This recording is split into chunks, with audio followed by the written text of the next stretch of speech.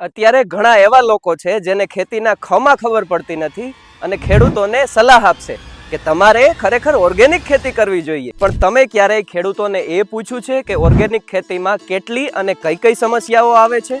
Agri જ્ઞાન સિરીઝના 5મા વિડીયોમાં તમારું સ્વાગત છે।